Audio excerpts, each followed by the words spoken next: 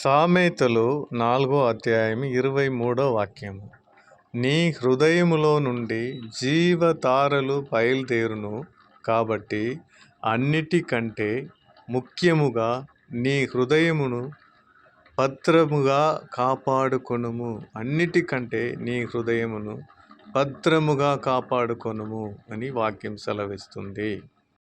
క్రీస్తులో ప్రియమైన సోదర సోదరులారా, కొందరు పెద్దలు అంటూ ఉంటారు, హృదయం ఒక కోతి లాంటిది, ఒక్కొక్క చెట్లకు అలాగే కంతులు వేసి ఎగిరి ఎగిరి వెళ్తూనే ఉంటుంది అంటారు. కొందరు అంటారు, నోరు మంచిది అయితే ఊరు కూడా మంచిది అంటారు.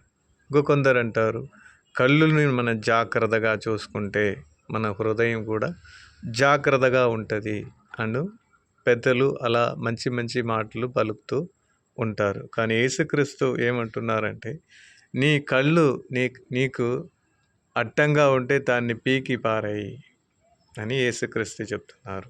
యేసుక్రీస్తు నీ కళ్ళును జాగ్రత్తగా చూసుకుంటే నీ హృదయం కూడా పవిత్రముగా ఉంటుంది అని యేసుక్రీస్తు సువార్తలో చాలాసార్లు చెప్పి ఉన్నారు. ఈ లోకంలో జీవిస్తున్న ప్రతి ఒక్క మనుష్యుడు కానీ హృదయంని జాగ్రత్తగా చూసుకుంటే దాని జీవతారలు పారుతుంది అని మనకు సామెతల గ్రంథము చెప్తుంది. ఆ వాక్యాన్ని ఇంకోసారి మనం చదివి వినిపిద్దామా? నీ హృదయములో నుండి జీవతారలు బయలుదేరును కాబట్టి అన్నిటికంటే ముఖ్యముగా నీ హృదయమును భద్రముగా కాపాడుకొనుము.